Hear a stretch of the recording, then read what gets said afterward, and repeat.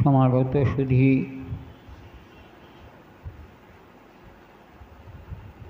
কৃষ্ণ ভক্তির রসাস্বাদনকারী সমগ্র ভক্ত সদস্যবৃন্দ,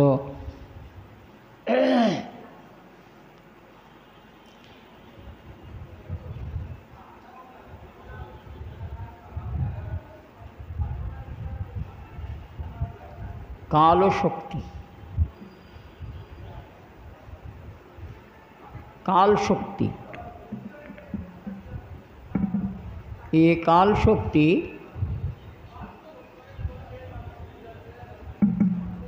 एकमात्र चिन्मय राज्य छाड़ा सर्वत्र प्रकटित। चिन्मय राज्ये काल शक्तिर प्रभाव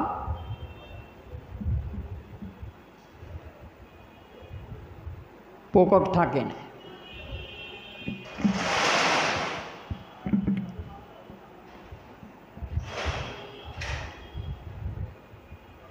तो ये काल शक्ति जेमन काल शक्ति बोलते जे आमादेर मातृगर्भ थेके जन्म थेके आर एई पर्यन्त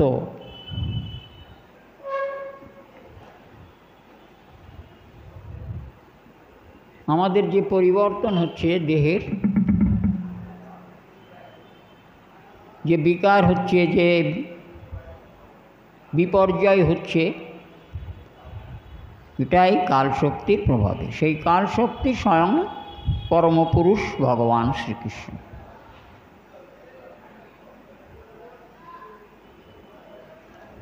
सेखाने काल शक्तिर कोनो प्रभाव नेই,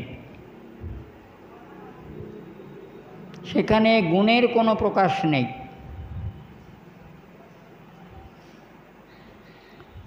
त्रिविध गुण সেখানে তার প্রভাব নেই, তার প্রকাশও নেই।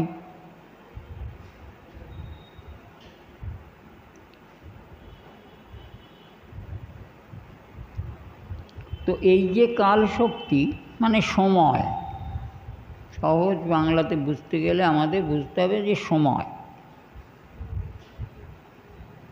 এই সময় কি হয় না বলছেন এখানে কাল বিখ্যাত মায়ায়ান গুণময়্যামধুষ্যজ পুরুষেন ভূতেন বীর্যমাধত্য বীর্যবান।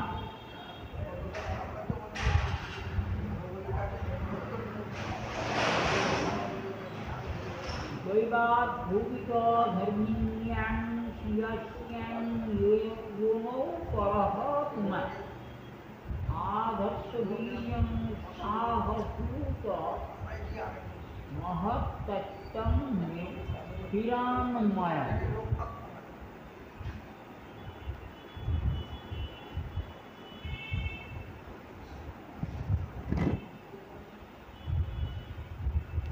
हिरण्मयं माने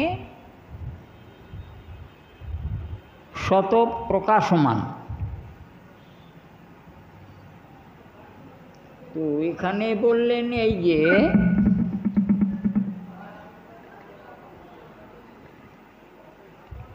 এই কাল বসে, এখন এই কাল বসে কবে কি বৃত্তান্ত কিছু বলা নেই, তবে আমরা ধরে নিতে পারি सब किछुई जगत सृष्टिर पूर्वेर ब्यापार। जगत जखन सृष्टि करबार इच्छा हय भगवान परम पुरुषेर,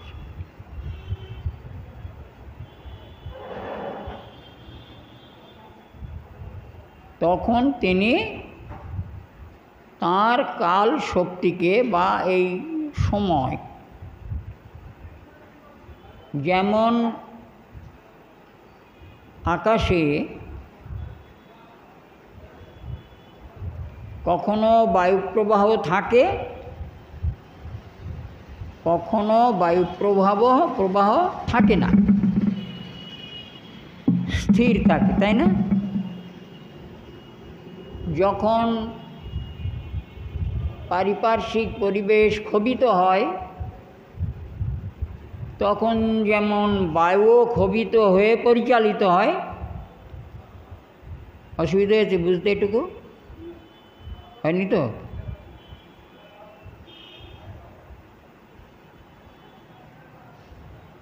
পারিপার্শ্বিক পরিবেশ মানে আবহাওয়া ক্ষোভিত হলে বায়ুও ক্ষোভিত হয়, তখন বায়ু চালিত হয়।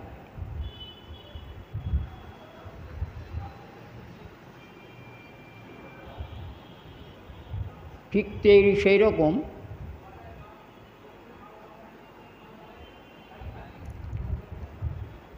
কাল শক্তি প্রভাবে, মানে যখন সময় হয়, যখন জগৎ সৃষ্টির সময় উপস্থিত হয়, তখন এই কাল শক্তি বায়ু প্রবাহ সৃষ্টি করবার মতন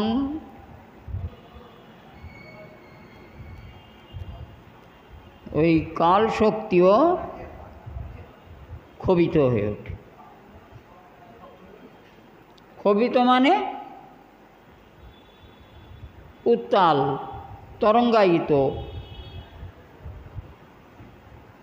উন্মত্ত ইত্যাদি। যখনই এই কাল শক্তি ক্ষোভিত হয়, তখন কি হয় না, আধত্ত বীর্যং সাসুতম মহত্তত্ত্ব শিয়াস্যাং ইয়োনৌ পরহ ইমান। পরম পুরুষ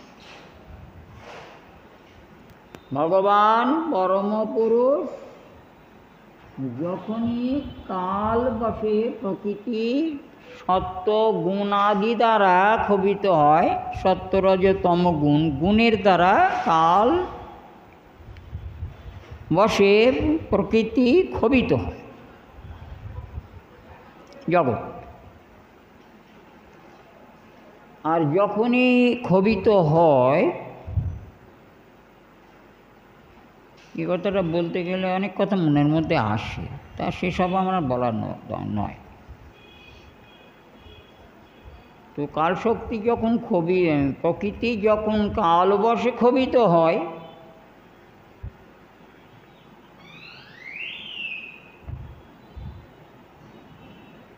তখন কি হয় না, ভগবান পরম পুরুষ এই প্রকৃতিতে আপনার যে জীব শক্তি,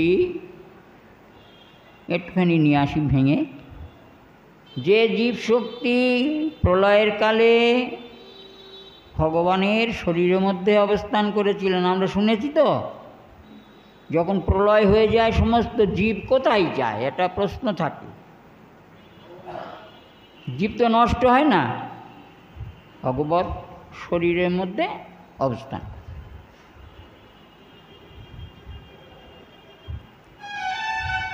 আবার কালবশে যখন প্রকৃতি ক্ষোভিত হয়, অর্থাৎ গুণক্ষোভ হয়, গুণ সত্য রজতম গুণের ক্ষোভ হয়, সেই কালে ভগবান তার ওই যে অন্তরস্থিত যে অনন্ত জীবশক্তি, সেই জীবশক্তি বীর্য প্রকৃতিতে আধান করে। এটা একটু ভেঙে না বললে মানুষ হয় বুঝবে না, নাইলে উল্টো বুঝবে। কি প্রকারে আধান করেন? আপনারা কি মনে করছেন যে প্রকৃতিকে ভগবান স্পর্শ করেছেন? না, কখনো।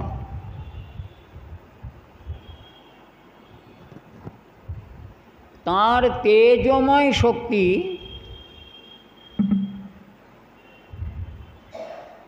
তার স্পর্শ, তার যে তেজময় শক্তি, সেই তেজময় শক্তির স্পর্শেতে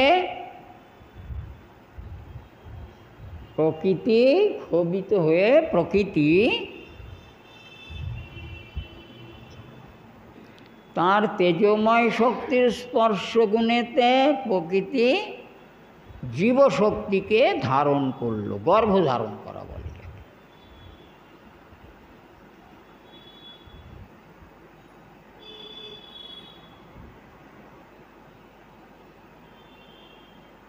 আর যখন এইভাবে তাঁর জীবশক্তিকে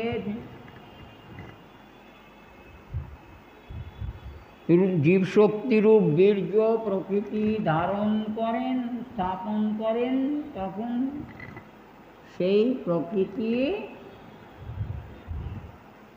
সেদিন মহত্তত্ত্ব সৃষ্টির কথা বলেছিলাম তো, এই দেখুন কীভাবে মহত্ত্ব, এই যে আধান করলেন জীবশক্তিরূপ বীর্য, এর থেকে মহত্তত্ত্বের উৎপত্তি, পরমপুরুষ।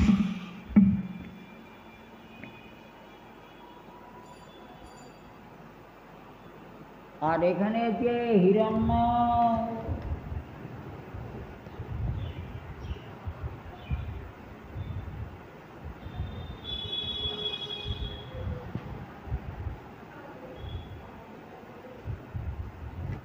হিরণ্ময় বলা হয়েছে, ওই হিরণ্ময়ই হচ্ছে সেই জ্যোতি প্রকাশ ভগবান।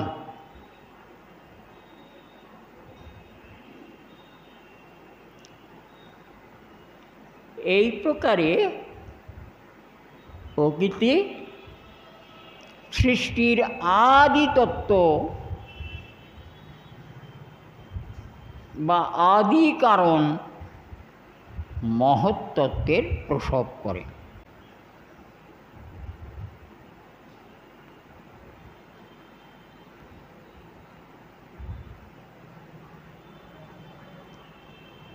এইটুকু ছিল এখানে আমার বলবার, আর যা আছে আমি বাদ দিয়ে যাচ্ছি। এসব শুনতে গেলে তত্ত্ব বিষয়ে অবগতির জন্যে যাদের প্রয়োজন হয়, এটা পৃথকভাবে তাদের সঙ্গে আমরা আলোচনা করতে পারি, তখন এরকমভাবে হয়।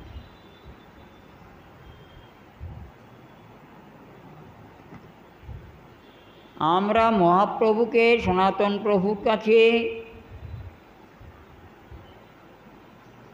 কৃষ্ণের স্বরূপ বিচার শ্রবণ করছিলাম। সাধ্য সাধন তত্ত্ব প্রসঙ্গেতে পরে কৃষ্ণের স্বরূপ বিচার এতদিন শুনছিলাম। এই কৃষ্ণের স্বরূপ বিচার তো শোনায়, আরও অনেক কথা আছে, কিন্তু আমি আর বাদ দিয়ে দিচ্ছি।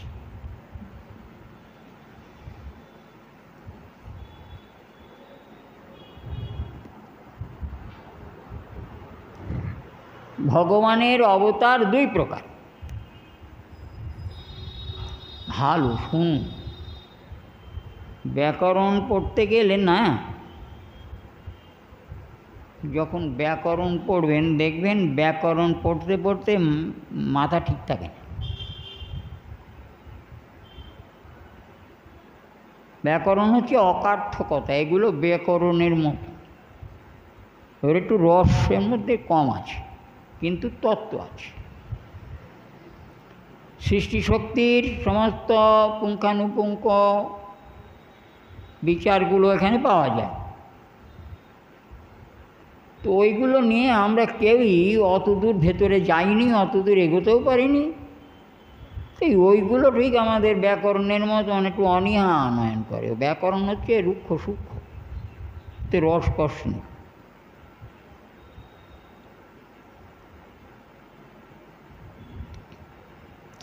কিন্তু ওই ব্যাকরণে যাদের একবার মন লেগে যায় তাদের কাছে একেবারে ইজি, মানে সহজই,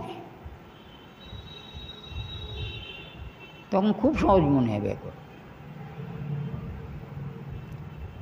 তো সেটার জন্যে তো অন্যরকম প্রতিভার প্রয়োজন।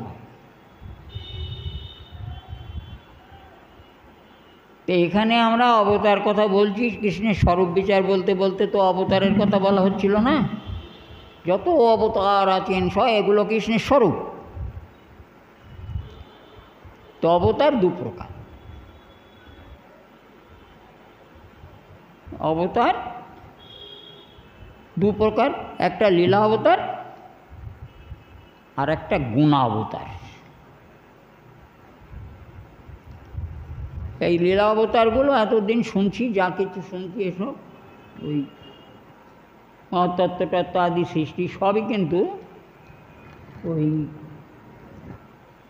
লীলা অবতারের মধ্যে পড়ে। দেবের গুণ অবতার, দুটো অবতার, একটা লীলা অবতার আর একটা গুণ অবতার। আজকে আমরা গুণ অবতারের মধ্যে প্রবেশ করি। এও খুব জটিল, বুঝতেই তো পাচ্ছেন। অনন্ত অবকাশ,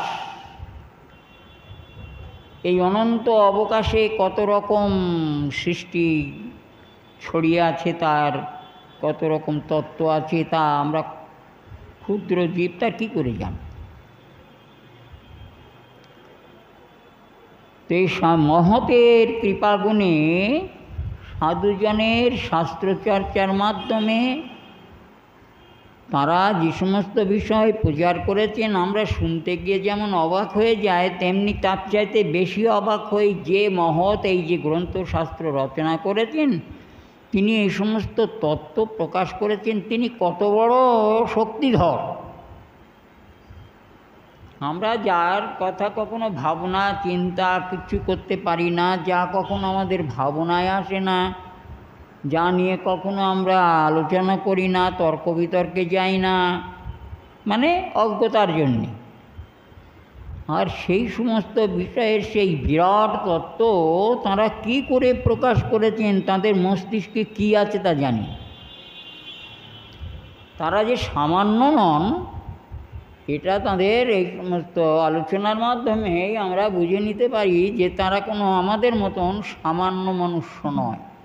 এসব ঈশ্বর শক্তি বা মহাপ্রভুর শক্তি ব্যতিরিক্ত এই সকল তত্ত্ব প্রকাশ করা কোনো মানুষের পক্ষে সম্ভব নয়। তাদের মানুষ বললে আমরা অপরাধ করব, ভুল করব।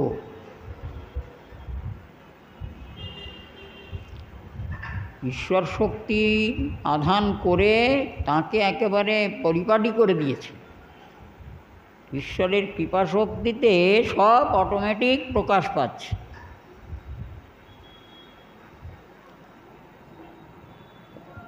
এবার গুণাবতার বলতে গিয়ে যা বলবেন সেসব আপনারা শুনুন আস্তে আস্তে, যতটুকু পারি। যেখানটায় মনে করব সেখানে ছেড়ে দেবো, যেখানে মনে করব সেখানে বলবো।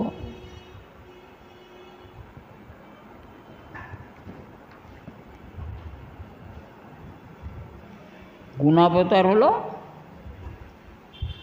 ব্রহ্মা, বিষ্ণু, শিব। গুণাবতার বলতে ত্রিনাথ বা ত্রিনাথ। ত্রিনাথের পুজো দেন না আপনারা অনেকে? অনেক জায়গায় ত্রিনাথের পুজো হয় না?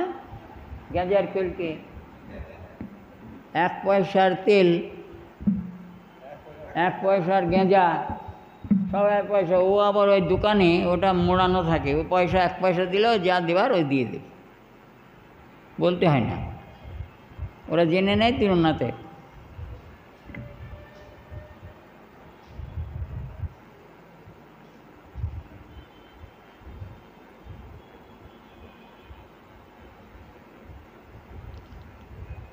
এ হলো গুণ অবতার, ব্রহ্মা, বিষ্ণু, মহেশ্বর। এ নিয়ে আমরা আগের টুকটাক আলোচনা করেছি, ভালোই আলোচনা হয়েছে সব।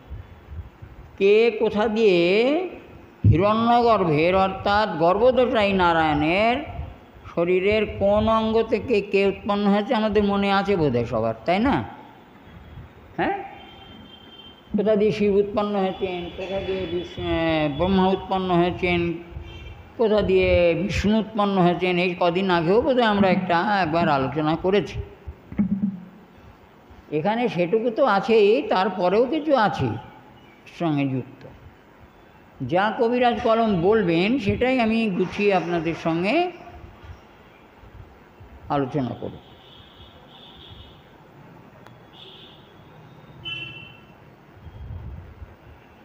আপনারা মন দিয়ে যদি কৃষ্ণ কথা শোনেন, তাহলে বাইরে গরম আছে না ঠান্ডা আছে এটা আপনারা বুঝতে পারবেন না। বুঝতে পেরেছেন আমার কথাটা? বুঝেছেন? মন দিয়ে যদি কথার মধ্যে মন দিয়ে দেন, দেখবেন বাইরে গরম লাগছে না গরম শীত লাগছে এটা আপনি বুঝতে পারবেন না এমন জিনিস।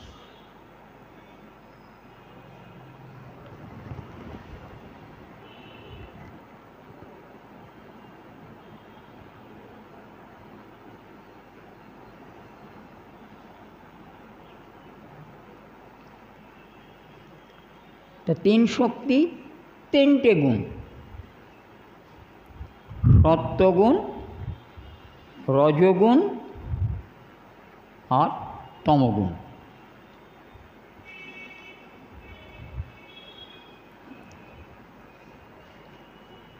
সত্ত্বগুণের অবস্থান হ্যাঁ কোথায় অবস্থান? আর কেউ? হৃদয়ে।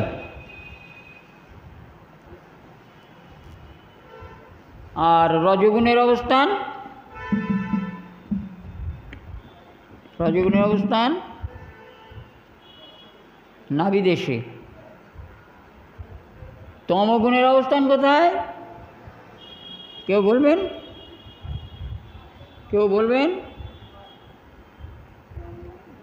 এই জায়গাটায়। কোথায়? কোনটা উপরে থাকলো? সত্ত্বগুণ থাকে হৃদয়ে অবস্থান, রজগুণ নাভিদেশে, আর তমগুণ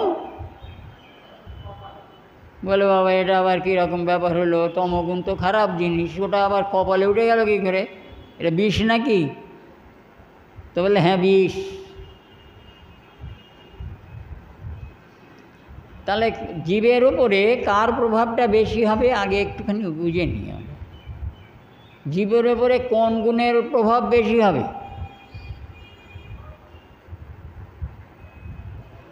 হৃদয়, নাভি, ললাট। তাহলে কোন জায়গার প্রভাবটা বেশি হবে কেউ বলতে পারবেন? এ বিচার করে বের করা বড় মুশকিল, তাই না?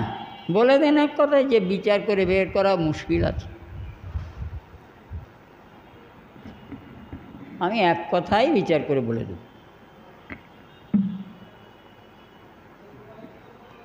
তমগুণের অবস্থান ললাটে, মানে সবার উপরে।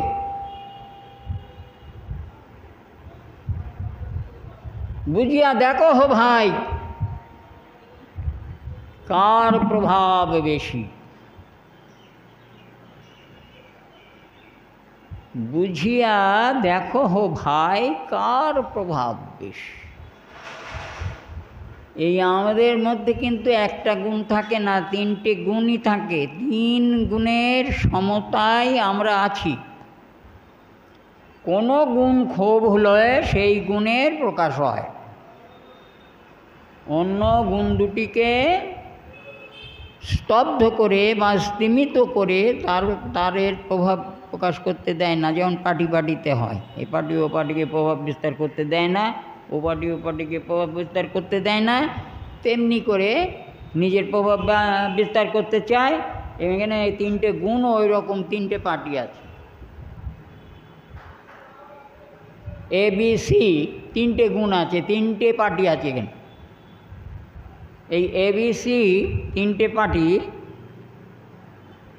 যখন যে পার্টির প্রভাব বেশি হয় সে অন্য দুটো পার্টিকে দমিত করে রেখে। তো সবচাইতে বেশি শক্তি হলো ওই ললাটবাসী, সবার উপরে সব সময় বেশি প্রভাব বিস্তার করে। এটা দর্শন শাস্ত্রে এগুলো বর্ণিত দেখা।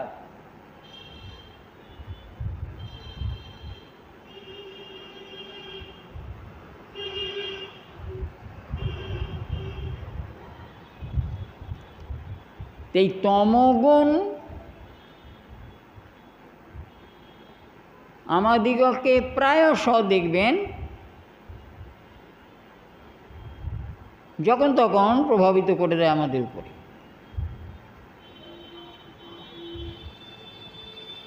যার উপরে সত্ত্বগুণের প্রভাব বেশি তাদের কি হয়? দেব দ্বিজে ভক্তি হয়, বা ভগবত সেবা দিতে মতি জন্মগ্রহণ করে, মতি থাকে, সেবাতে নিষ্ঠা হয়, সেবাতে রুচি হয়।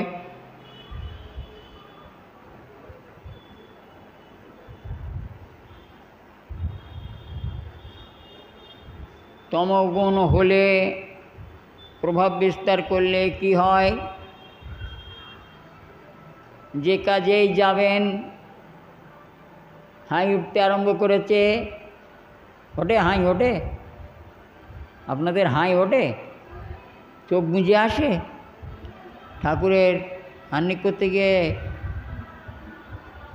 কোন মন্ত্র জপ করলেন মনে থাকে? ভুলে যান না তো? মনে হয় আবার হয়তো নতুন করে জপ করতে হলো। যে কী জপ করলাম তা তো খেয়াল নেই। ওটা কোন আদমি করল? তমগুণ।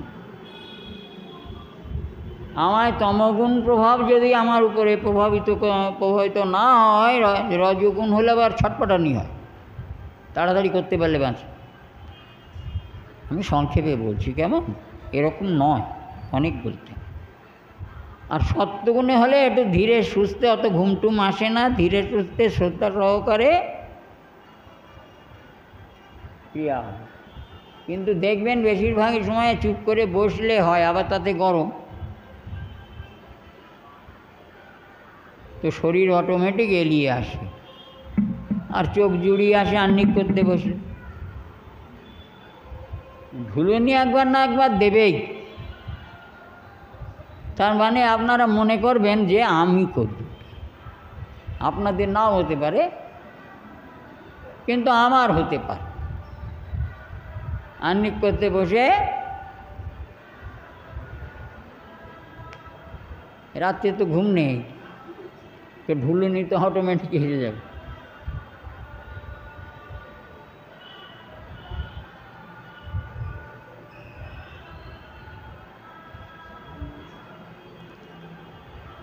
এ হলো গুণের কাজ।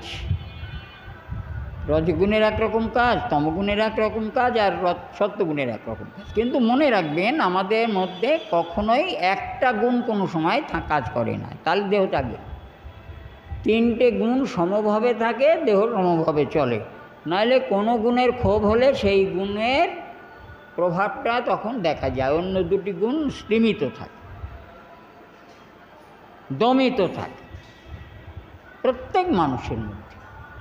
এই তিন গুণ কখনো এ, কখনো ও, কখনো সে, এভাবে প্রভাব বিস্তার করে নিত্য আমাদের মধ্যে পরস্পরের প্রভাব বিস্তার করবার চেষ্টা করে থাকে। আর এইভাবে আমাদের দৈনিক জীবনটা চলে, কখনো কম, কখনো বেশি, কখনো সমভাব, এরকম। তো এই যে তিনটে গুণের কথা এখানে বলেছেন,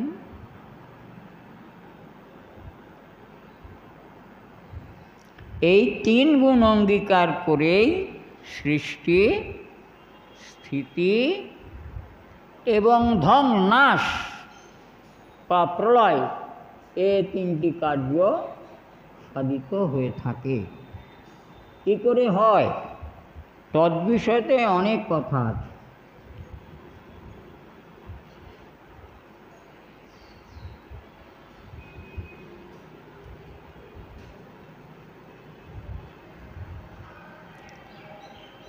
এর আগে আপনাদের সঙ্গে আমি একটা কথা বলেছিলাম যে ব্রহ্মা যিনি হন, তিনি হচ্ছেন একজন শুদ্ধ জীব। শুদ্ধ জীব,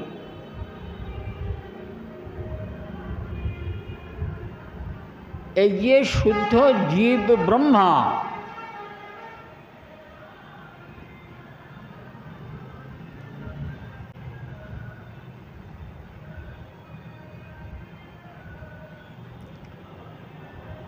এই শুদ্ধ জীব ব্রহ্মা সৃষ্টিকর্তা, সৃষ্টিকার্যের অধিকারী।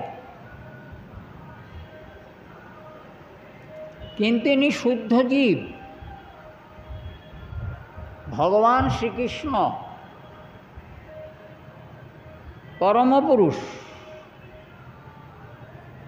সেই পরমপুরুষ ভগবান শ্রীকৃষ্ণ এই শুদ্ধ জীবে গর্ভদোষায়ী যিনি নারায়ণ নামে খ্যাত আছেন, হিরণ্যগর্ভ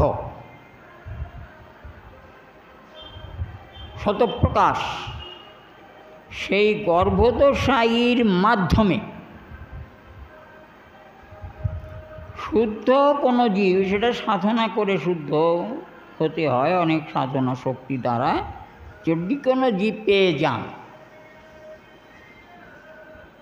তিনি পরমপুরুষ ভগবান শ্রীকৃষ্ণ কর্তৃক গর্ভদোষায়ী বিষ্ণু দ্বারে ওই শুদ্ধ জীবে কী করবেন না, এই শুদ্ধ জীব ভক্তি মিশ্রা করবেন।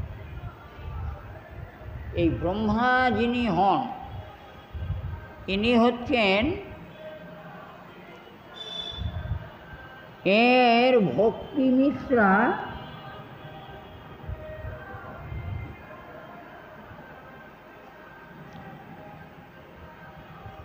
মানে মিশ্র ভক্তি।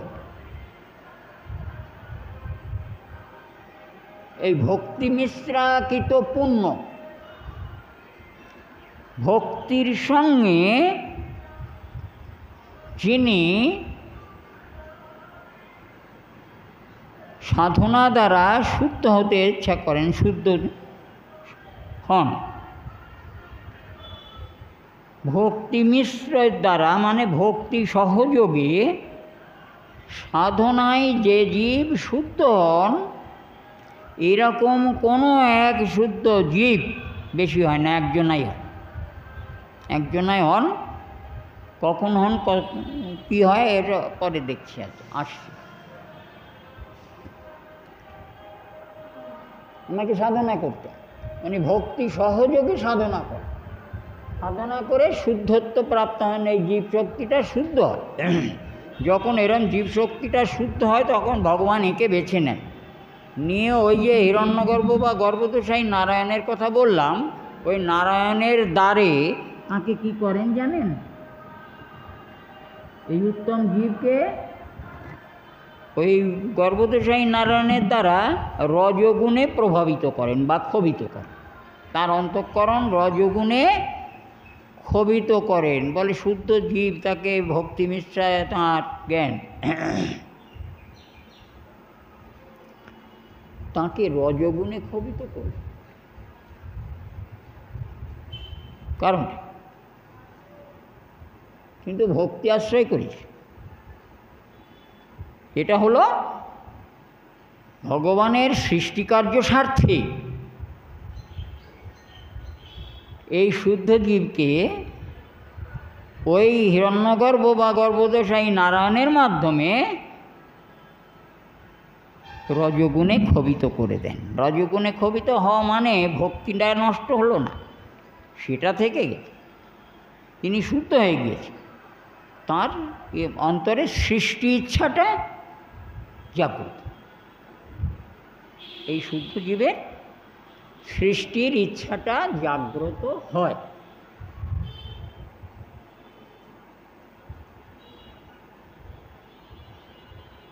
এইটাই হচ্ছে মূল ঘটনা। আর এই জন্যে গর্ভদোষায়ী দ্বারা ভগবান ওই শক্তিটা, ওই রজগুণটা তার মাধ্যমে তার মধ্যে প্রভাবিত করে।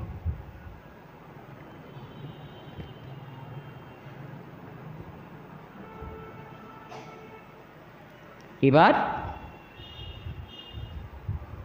রজগুণে ক্ষোভিত হবার পর ব্যষ্টি সৃষ্টি,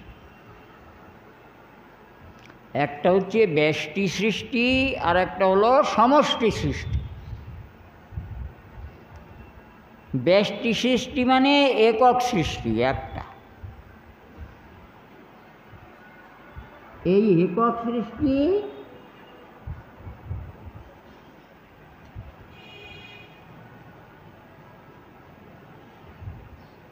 কৃষ্ণ করেন, ওই ব্রহ্মারূপ ধরে, হ্যাঁ একটা দেখুন,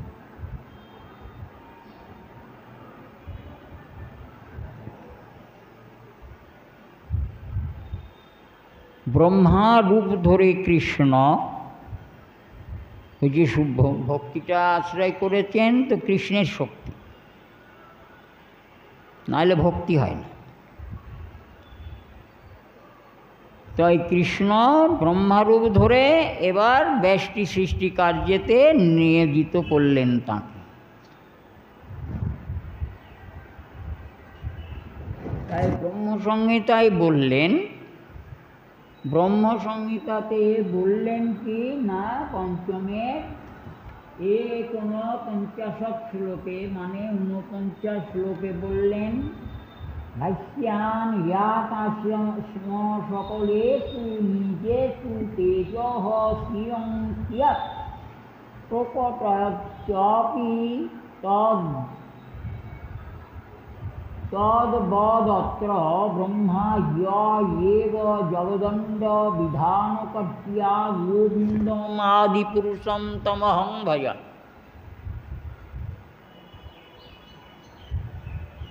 ব্যাপারটা কি হলো?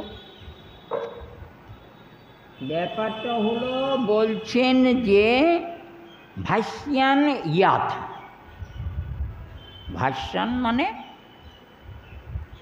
সূর্যের একটা নাম আছে না ভাস্কর, সূর্যের নাম আছে ভাস্কর, জানেন তো সবাই?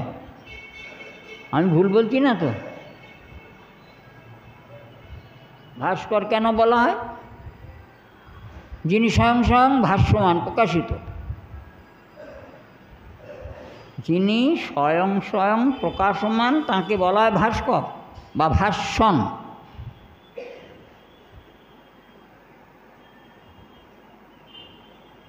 সেই সূর্যের মতন, সূর্য যেমন নিজে অস্মা সকলে, তার তেজ, সূর্য যেমন নিজস্ব মণি অর্থাৎ তেজ বা আলো, সেই নিজস্ব মণি বা তেজ বা আলো তার দ্বারা কী করেন না সমস্ত জগৎকে স্বীয়ং কিয়ৎ তেজ প্রকটয়তি, সেই নিজের কিঞ্চিৎ জ্যোতির দ্বারা যেমন জ্যোতি যেমন বিকিরণ করে প্রকাশিত হয়, সর্বত্র বিকিরণ করে, তদ্বদত্রয়পি ইয়ঃ এব ব্রহ্মা, সেই প্রকার তদ্বৎ একেবারে সেই রকমভাবে সেইরূপভাবে যে কৃষ্ণ ওই জীব বিশেষে তার শক্তি সঞ্চার করে তাকে কি করে না শক্তি সঞ্চারপূর্বক তাকে ব্রহ্মা করে দেন। এই যে ব্রহ্মা করে দিলেন, এমনি এমনি না, অনেক কষ্টে ব্রহ্মা হতে হয় বাবা। আবার কোনো কল্পে হয়তো ব্রহ্মা পাওয়া যায় না, এরকম বিশুদ্ধ জীবশক্তি পাওয়া গেল না কোনো কল্পে, কী হবে তখন? তখন উপায় কি?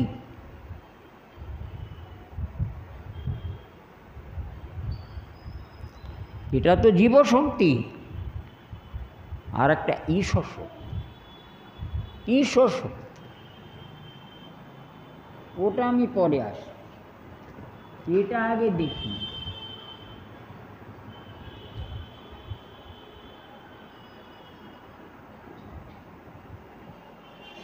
এই প্রকারে ব্রহ্মা প্রথমত ব্যষ্টি সৃষ্টি অর্থাৎ একক সৃষ্টি কার্য সাধন করেন। এই একক সৃষ্টি এটা আপনাদের কাছে খুব কঠিনই লাগছে, কিন্তু আমি তো বুঝতে পারছি, এটাও বুঝতে পারছি, আপনাদেরও বুঝতে পারছি। তাই যেটুকু সহজভাবে বলা আছে, এক কথাই বললে সাধন দ্বারা, ভক্তিযোগে সাধন দ্বারা যিনি শুদ্ধ হয়ে শুদ্ধ জীব রূপে প্রতিভাত হয়েছেন, তাঁকেই কেবল ভগবান শ্রীকৃষ্ণ গর্ভদোষাই নারায়ণের দ্বারা শক্তি সঞ্চার করে তাকে ব্যষ্টি সৃষ্টির শক্তি দেওয়া হয়, দেন। তখন তিনি সৃষ্টি করবার সামর্থ্য লাভ করলেও তিনি কিন্তু স্বয়ং সৃষ্টি করতে সহসা সমর্থ হন না। তখন ভগবান শ্রীকৃষ্ণের অনুগত হয়ে ভগবান শ্রীকৃষ্ণের সাধন করতে হয়। আর সেই ভগবান শ্রীকৃষ্ণের সাধন করে ভগবান শ্রীকৃষ্ণের কৃপা শক্তি লাভ করতে হয়। আর যখন ভগবান শ্রীকৃষ্ণ কৃপা শক্তি দান করেন, তখন এই হিরণ্যগর্ভ নারায়ণ তিনি ওনাকে সৃষ্টিকার্য বিষয়েতে শিক্ষা দান করে থাকেন। এত কথা আছে। আর সেই সৃষ্টি করতে প্রথম অবস্থায় ব্যর্থ হলে এই ভগবান বিষ্ণু সৃষ্টি শক্তি শিক্ষা তাকে দান করেন। কেমন করে? কেমন ল্যাবরেটরিতে যেমন কোনা দুটো গ্যাসের মিলনে জল করা হয়, একটা থেকে আরেকটা বস্তু তৈরি করা হয়, তেমনইভাবে এই ভগবান ল্যাবরেটরিতে এই জীব কিভাবে সৃষ্টি করতে হবে, কোন পরিমাণ কোন বস্তু মিশ্রণ করলে যে সৃষ্টি হবে, সেই শিক্ষাটা তখন ওই গর্ভদোষাই নারায়ণ দিয়ে থাকে। আর যখন এই শিক্ষা লাভ করে ব্রহ্মা প্রথম সৃষ্টি করতে থাকেন, একের পর এক সৃষ্টি সঠিকভাবে হয় না, হতে হতে হতে হতে পরিপক্ক হতে থাকেন, অনেক অনেক সৃষ্টি হয়ে যায়। সর্বশেষ সৃষ্টি হলো এই আমরা, সর্বোত্তম সৃষ্টি হলো আমরা। ও ভাগবতী আছে, এগুলো এখানকার কথা না, এগুলো ভাগবতের কথা। এই প্রকারে গর্ভদোষাই নারায়ণ হিরণ্যগর্ভ শক্তিকে, এই হিরণ্যগর্ভ বা গর্ভদোষাই এভাবেই সৃষ্টিকার্যে ব্রহ্মাতে শক্তি সঞ্চার করেছেন কৃষ্ণের ইচ্ছা। কৃষ্ণই মূল, তিনি না বললে হবে না। এখানে সৃষ্টিশক্তি যিনি ব্রহ্মাকে দান করেছেন, সেই আদি পুরুষ গোবিন্দকে আমি ভজনা করি। যাবেন কোথায়? ওই ব্রহ্মা এসবের সব কিছুর প্রত্যক্ষ অভিজ্ঞতা থেকে ভগবান শ্রীকৃষ্ণকে এই বন্দনা করেছে। তিনি কিভাবে শিখেছেন, কিভাবে পেয়েছেন, সব তিনি নিজে জানেন, তো তাই নিজে বললেন যে আমি সেই গোবিন্দ আদিপুরুষ যিনি সব কিছুর মূল, আমি তাকে ভজনা করি।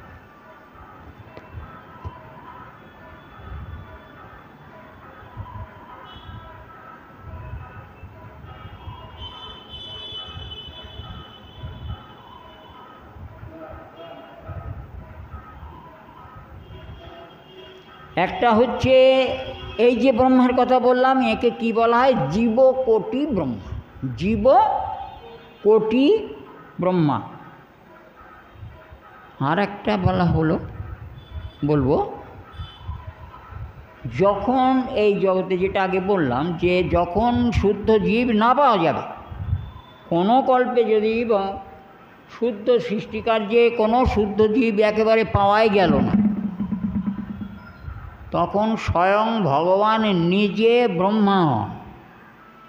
ভগবান নিজে ব্রহ্মারূপে অবস্থান করে এই ব্যষ্টি সৃষ্টি কার্য করতে আরম্ভ করেন। এটাকে বলা হয় ঈশ্বর কোটি ব্রহ্মা। যেখানে স্বয়ং ঈশ্বর ব্রহ্মারূপে সৃষ্টিকার্য করেন সেটাকে বলা হয় ঈশ্বর কোটি ব্রহ্মা। আর যেখানে যে বিশুদ্ধ জীবকে সৃষ্টিকার্যের উপযোগী করে শক্তি সঞ্চার করে ভগবান সৃষ্টিকার্যে নিয়োজিত করেন, উনি হলেন জীবকোটি ব্রহ্মা। এই দুই প্রকার ব্রহ্মা আছে। ব্রহ্মা এই দুই প্রকার, এই দুজনাই ব্যষ্টি সৃষ্টি। ঈশ্বর তখন নিজে ব্যষ্টি সৃষ্টি করে।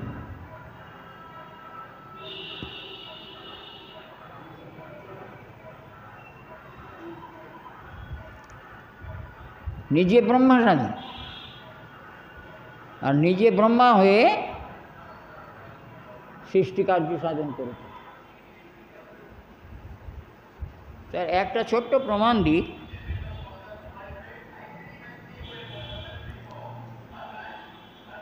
কোনো সময়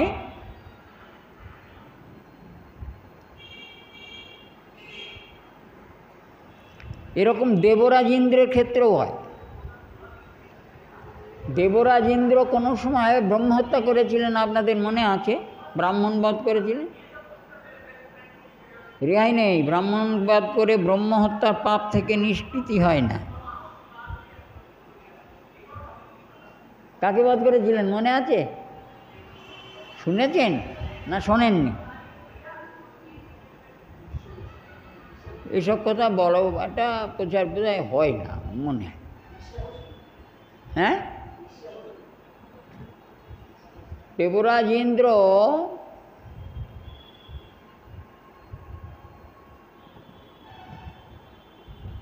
দশটা ঋষির পুত্র বিশ্বরূপ। দশটা ঋষির নাম শুনেছেন? এই দশটা ঋষির পুত্র বিশ্বরূপ। যে দশটা ঋষির যজ্ঞ হতে পুত্র উৎপন্ন হয়েছিল বৃত্রাসুর, তার জ্যেষ্ঠ ভ্রাতা হলেন বিশ্বরূপ। যখন বৃহস্পতি দেবলোকের দেবতাদের প্রতি অসন্তুষ্ট হয়ে, ইন্দ্রের প্রতি অত্যন্ত অসন্তুষ্ট হয়ে দেবলোক পরিত্যাগ, গুরু পরিত্যাগ করে ফেলেছিল। বৃহস্পতি তো গুরু দেবতাদের, না আর কেউ? কে দেবতার গুরু জানেন আপনারা? বৃহস্পতি, দেবগুরু বৃহস্পতি। অসন্তুষ্ট হয়ে দেবরাজ্য পরিত্যাগ করে সস্ত্রীক অন্তরিত হয়ে গেছিল। আর গুরু ছাড়া কিছু চলবে না, আমাদের চলে। আমরা গুরুরে গালমন্দও দিতে পারি, অবমাননা করতে পারি, মারতেও পারি, আমাদের কাছে ব্যাপার আলাদা। কিন্তু দেবলোকে দেবতারা জানেন যে গুরু ছাড়া কিচ্ছু চলবে না, একটা দিনও চলবে না। তিনি গুরু, তিনি উপদেষ্টা, তিনি মন্ত্রী, সব কিছু। তা যখন তিনি সস্ত্রীক দেবরাজ্য পরিত্যাগ করে অন্তরিত হয়ে গেলেন, দেবতাদের পরিত্যাগ করে, হাহাকার পড়ে গেল স্বর্গরাজ্যে। দেবতাদের মধ্যে গুরু নেই, গুরু কোথায় গেলেন? গুরু না থাকলে আমরা কি করে কি করব? কে আমাদের রক্ষা করবে? হেন তেন ইত্যাদি খুব ঝামেলা হয়ে গেল। গুরুর আসনে কেউ না থাকলে আমাদের চলবে না। তখন বাধ্য হয়ে দেবরাজ ইন্দ্র এবং বড় বড় মাথা যারা দেবতার, তারা সবাই মিলে গিয়ে দশটা ঋষিকে ধরল। দশটা ঋষির পুত্র বিশ্বরূপ, ইনি শাস্ত্র আদি গুণে প্রায় বৃহস্পতির মতো। তখন একে নিয়ে গুরুর আসনে বসানো হলো গুরু করে। গুরু থাকতেই হবে। সেই থেকে বিশ্বরূপ কী করতে লাগলেন না স্বর্গরাজ্য পরিচালনা করতে লাগলেন। কিন্তু সমস্যা হলো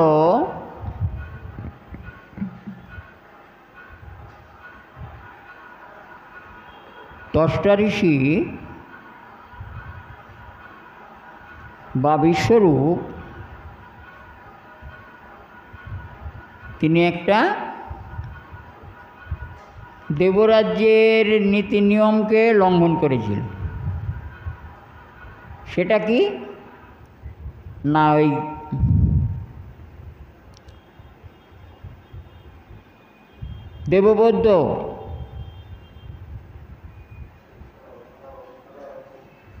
দেববৌদ্ধদের নাম মনে আছে আপনাদের? কি বলা হয় ওদের?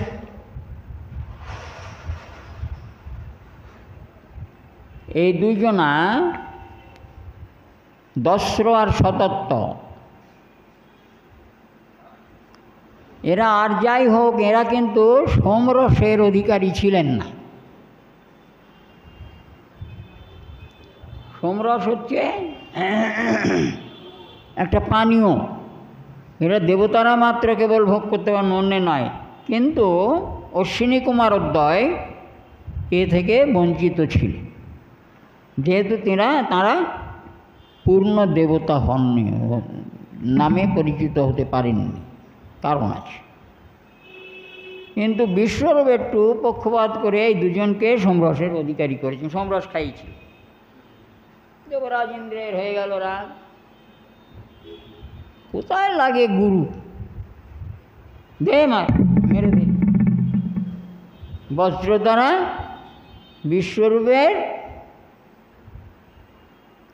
বিশ্বরূপকে বধ করে ফেললেন। গুরুবধ, ব্রাহ্মণবধ, দুটো একসঙ্গে অপরাধ ধরে ফেলল। ভয়ঙ্কর এক জরামূর্তি, ভয়ঙ্কর পাপ। গুরুবধ, ব্রাহ্মণবধ, দুই প্রকার অপরাধ তাকে ধরে ফেলল। এবার ভয়ঙ্কর সেই জরামূর্তি দেবরাজ ইন্দ্রের পেছন পেছন ছুটতে লাগল, তাকে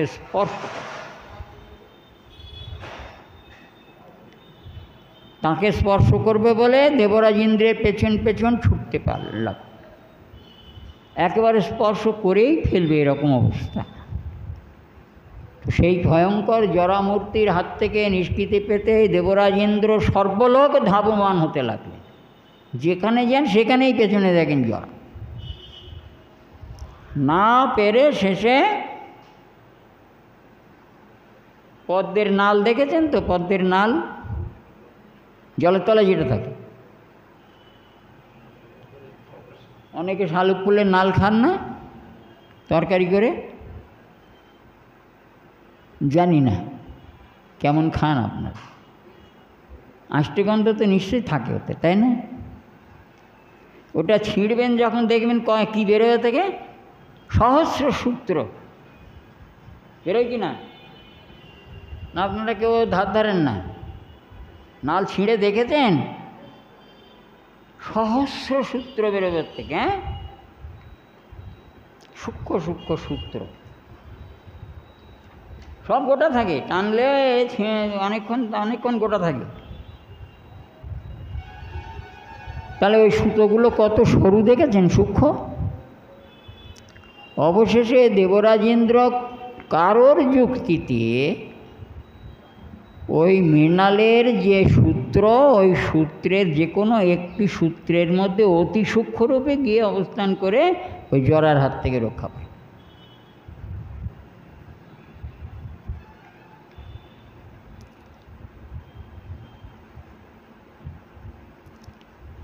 আমি ব্রহ্মার কথা বলছিলাম, ব্রহ্মার কথা না বলে দেবরাজ ইন্দ্রের কথাটা বলে দিলে আপনারা বুঝে নিতে পারবেন। এইভাবে কখনো কখনো ভগবান শ্রীকৃষ্ণ স্বয়ং ব্রহ্মারূপের ব্যষ্টি সৃষ্টি করে থাকেন, তাকে ঈশ্বরকোটি ব্রহ্মা বলা হয়। এই দেবরাজ এভাবে সহস্র বৎসর ওই মৃণালের মধ্যে লুকিয়েছিল। তাহলে দেবরাজ্য কী করে চলবে? দেবরাজ যদি না থাকেন তাহলে দেবরাজ্যটা চালাবে কে? এখানে যেরকম সমস্যা হয়ে গেল, সঙ্গে সঙ্গে ভগবান শ্রীকৃষ্ণের কাছে নালিশ গেল। সঙ্গে সঙ্গে ভগবান শ্রীকৃষ্ণ দেবরাজ ইন্দ্র ছেড়ে ইন্দ্রকোটি সে যে ইন্দ্রত্ব পরিচালনা করতে লাগবে। এরকমই ঠিক কখনো শুদ্ধ জীব না পেলে স্বয়ং কৃষ্ণই ব্রহ্মারূপে ব্যষ্টি সৃষ্টি করতে থাকেন, তখন তাকে ঈশ্বর কোটি ব্রহ্মা বলা। আর যখন শুদ্ধ জীব থেকে ব্রহ্মা সৃষ্টি হয় সেটা হলো জীবকোটি ব্রহ্মা। খুব নটিঘটি না, খুব নটিঘটি তো ব্যাপারগুলো। তবু যাই হোক, শুনতে শুনতে জ্ঞান হবে। কখনো কখনো দেখবেন নিজের মনের মধ্যে এটা প্রয়োজন বলে মনে হবে, এটা তো আমি জানি। তা জানা না জানা আজকে আর নয়, এই পর্যন্ত অবস্থান করুন। আগামী দিন শনিবারে আবার যা বলেন তাই। একাদশী 2 তারিখে, আষাঢ় মাসের 2 তারিখে একাদশী। আজকে কত তারিখ? আজকে কত তারিখ বাংলার? আমার তো কিছুই মনে থাকে না। কত আজকে? এ মাসে তো আর একাদশী নেই নাতে। আষাঢ় মাসে 1 তারিখে দশহরা, 2 তারিখে একাদশী। নিতাই গৌর সীতানাথ প্রেমানন্দে হরি হরি বল।